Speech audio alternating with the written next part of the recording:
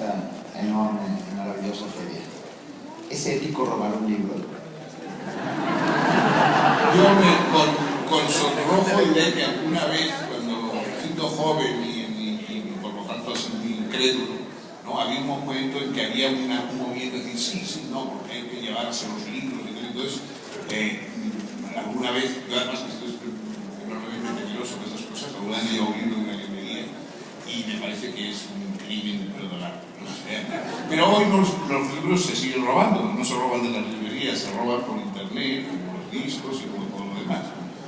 Y eso precisamente es uno de los verdaderos problemas, ¿no? Yo en el libro este de la ética de urgencia, donde yo debato con jóvenes, etc., uno de los puntos más complejos, ¿no?, de la discusión fue el tema de la propiedad intelectual, etcétera, puesta en cuestión por internet. Vamos, puesta en cuestión no, es que internet ha dado una posibilidad de cometer un tipo de fraudes que antes no se podían hacer. No se puede bajar discos, libros, etcétera, imágenes por internet, ¿no? Si lo que se bajase por internet fuera Rolex, pues nadie diría la brujería, ¿no? Pero en fin, como es otra cosa, pues parece que...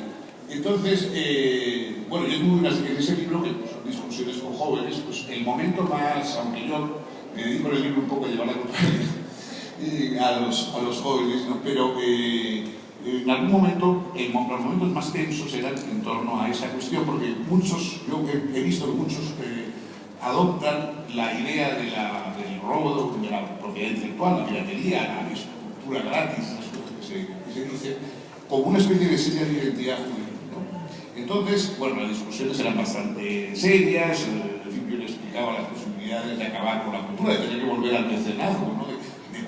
De qué gran avance fue que se consiguió que los artistas, literatos, etcétera, pudieran vivir de su trabajo y no de protectores, ¿no?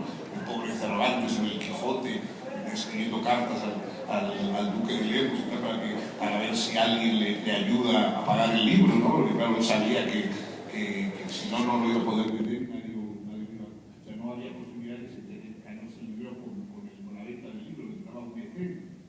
Bueno, entonces, la discusión fue bastante virulenta, ¿no? Hablando de eso, del robo, de todas estas cosas. Y cuando al final de las discusiones, al salir, y eso no figura en el libro, una muchacha, una patita de 15 años, estaba entusiasmada a mi favor, era la única. Y decía, no, esto es una vergüenza, no sé qué, hay que acabar con el robo de libros. Bueno, estaba totalmente, y yo pues al final dije, hija, yo creo que tenemos razón, pero estamos tú y yo solos en el mundo. Y me dijo, es que yo quiero ser escritor. Y me digo, tú lo has entendido, o sea, tú lo has entendido. El que pone las cosas no está a favor de robarlas. El que está a favor de robarlas es el parásito. El que no va a hacer más que aprovecharse del trabajo ajeno. El que va a hacer un trabajo de creación, etcétera, no quiere tener que vivir haciendo de mecanógrafo o vendiendo en una tienda para poder ganarse la vida mientras escribe. Quiere poder ganarse la vida escribiendo. Pero el que en cambio solo tiene una actitud pasiva y de puro consumidor y de puro aprovecharse del trabajo ajeno, ese sí, claro, ese le parece estupendo. De modo que, bueno, efectivamente, yo me arrepiento severamente ante ustedes, confieso mi pecado, aunque ocurriera hace 50 años, no deja de ser pecado a pesar de haber pasado 50 años, y creo que ahora estoy intentando expiar ese pecado luchando contra el robo actual. Para no tener problemas morales, algunos lo llamamos elegantemente expropiación. Eso efectivamente es una forma de no tener problemas morales. Es el cinismo de que hablaban. No es como el cinismo está dentro. Es como el cinismo está dentro. Me tuve que plegar a las exigencias de la tarde. Otra frase tuya que particularmente me encantó, que no sé si tiene que ver con el proceso de crecimiento. Tú dijiste de ti mismo, he sido un revolucionario sin ira, espero ser un conservador sin vileza. Como frase también. Muy bien. ¿Eres un conservador? No. Bueno, yo soy un conservador, pero de cosas que como todavía no hay que luchar para poder tenerlas y conservarlas, ¿no? Yo me gustaría que hubiera muchas cosas, porque yo primero intento conservar muchas de las cosas que hay.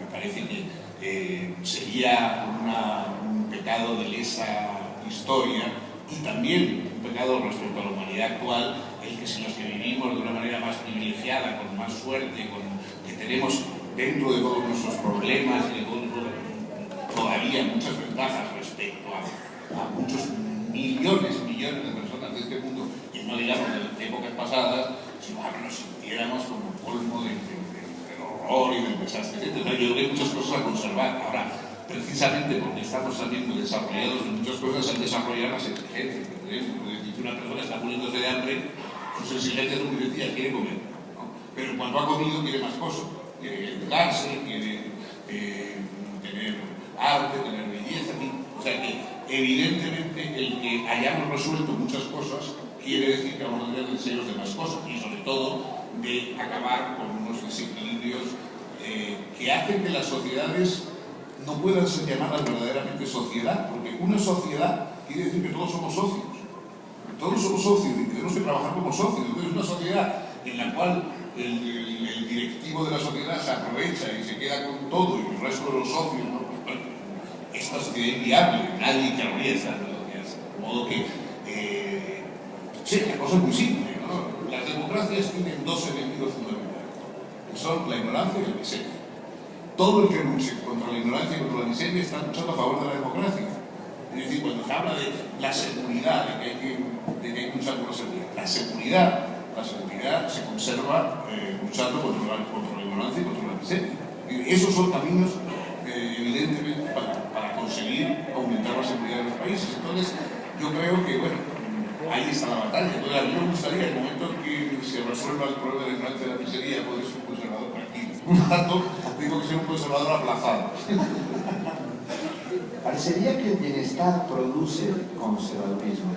Pienso en el caso de España, ¿no? Después de esta subida durante los gobiernos socialistas hacia el bienestar común de alguna otra manera, bla, bla, bla, de repente todos se encuentran con que ya tienen un segundo coche, la posibilidad de viajar a Tailandia, y entonces deciden votar por la derecha.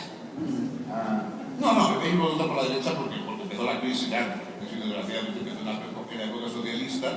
Y entonces, claro, el gobierno socialista lo hizo muy mal, ¿no? Negó la crisis, que por otro lado tampoco tenía la culpa a ellos, o sea, que no era un invento de Zapatero la crisis, estaba viniendo de Estados Unidos, estaba afectando a toda Europa. Es verdad que en España era de particular fuerza, porque España había apostado por dos de las cosas, de las condiciones más frágiles y de menos rendimiento a largo plazo, que son el turismo y la construcción inmobiliaria. Entonces, claro, los camareros y los albañiles son las dos profesiones, digamos, menos seguras a largo plazo que hay, a pesar de que en un momento determinado pudieran efectivamente ganarse bien la vida, ¿no? Como estaba pasando en España. Entonces, en España a todo el mundo le parecía bien el sistema, hasta que de pronto el sistema dejó de funcionar y entonces todo el mundo descubrió que el sistema no era tan bueno como parecía, ¿no? Pero claro, es natural las cosas. Uno es conservador cuando tiene algo que conservar. Es evidente, los que no tienen nada no son conservadores por generosidad, son conservadores por el instinto de que tienen algo. Entonces, pues claro, si tú no tienes comida en casa, sales a la calle a buscarla, ¿no? Eso, en cambio, si la tienes en casa, pues te quedas viendo la televisión. Mi idea es que esta charla fuera un poco caótica y creo que lo estamos logrando. Claro que sí, eso siempre nos sale con cara de espontaneidad. Venga. Entonces voy a cambiar de tema completamente. Espero que no me mate estos zapateros después de dar estos saltos cuánticos. Hablas mucho de la necesidad imperiosa de la educación como herramienta transformadora de la sociedad. Pero también sé, y sabemos todos, que eres un apasionado y gran lector desde que eres un niño. Esa es la otra educación, la educación sentimental. Claro, sí, o sea, yo creo que precisamente de una llegué a otra, ¿no? O sea, hombre, yo, como otras personas, pero no muchas, desgraciadamente, he tenido la suerte de nacer en una familia, mi madre era maestra, en una familia en que había libros, había conversación, había música, que había educación en la piel, ¿no? Entonces, claro, yo me fui educando en casa, por supuesto también en la escuela y en el colegio y todo lo demás, no he sido nunca un alumno modelo de nada, pero bueno, estaba en un ambiente espontáneamente educador, digamos, ¿no? Pero claro, cuando luego empecé a encontrar que esa situación que para mí era natural, porque para los niños es natural vivir como viven, hasta que descubren que hay muchas personas que viven de otra manera o no viven mucho peor.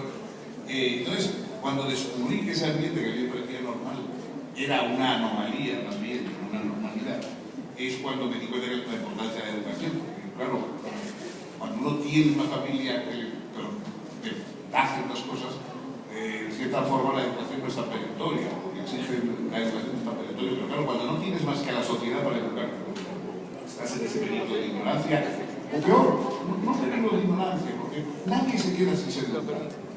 El problema central de la educación es que nadie se queda sin ser educado. Todo el mundo es educado, desde el más pobre hasta el más alto. La cuestión es quién le educa. Ese es el problema. ¿Quién le va a educar?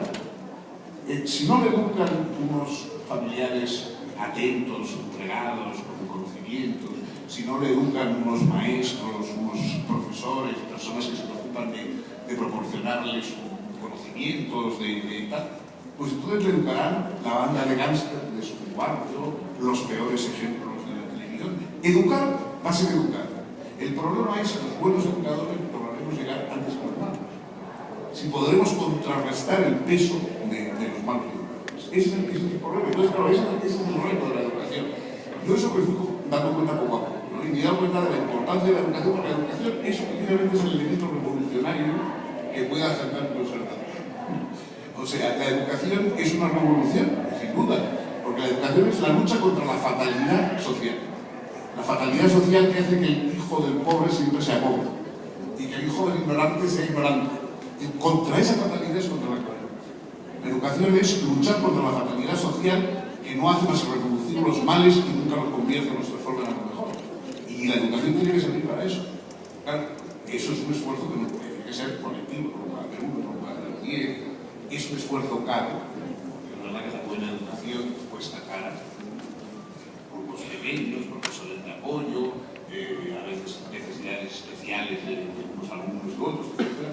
Pero es una de las cosas que está demostrando la crisis es que si la buena educación resulta cara, la mala educación la pagan los países mucho más caro, como se está viendo en España y como se está viendo en otros lugares. Los países que van a salir de la crisis son precisamente los que más han invertido en educación, los que más han invertido en formación profesional. Esos son los países que se van a salvar antes de la crisis. Y los que no han hecho eso, por ahorrar, ¿no? Porque a mí me espanta un poco cuando ahora oigo la catarata de recortes que hay en España, cuando se dice hay que recortar los gastos de la educación. Pero la educación no es un gasto, la educación es una inversión. Es la inversión más importante que hace la sociedad. Es decir, la manufactura, la creación más importante de la sociedad es crear ciudadanos capaces de aprovechar y de colaborar y de participar, capaces de saber cuándo hay que obedecer y cuándo hay que rebelarse, ¿no? Dentro de una sociedad. Esos ciudadanos no son flores silvestres que crecen al árbol, así se mira una riega, la vera del camino, sino que son producto de la sociedad y es producto de la sociedad. Me quedé pensando en la libertad. Durante mucho tiempo tuviste que ser protegido por una escolta, no podías ir por la calle solo, durante mucho tiempo. Yo pensaba en ti como una especie de personaje de Dumas, el Conde de Montecristo, que cuando por fin logra el modo dantés salir del castillo de If, piensa inmediatamente en cómo vengarse, la revancha contra esto. Tú no tienes afanes de la verdad. Bueno, yo sí, lo que pasa es que yo soy volteriano, mi maestro es Voltaire, y una de las frases predilectas mías de Voltaire les dice: solo hay una venganza de los enemigos, ser feliz. Entonces, esa es la venganza que yo intento practicar toda mi vida, ¿no? Me quiero vengar de los otros siendo feliz. Esa es la forma de vengarse.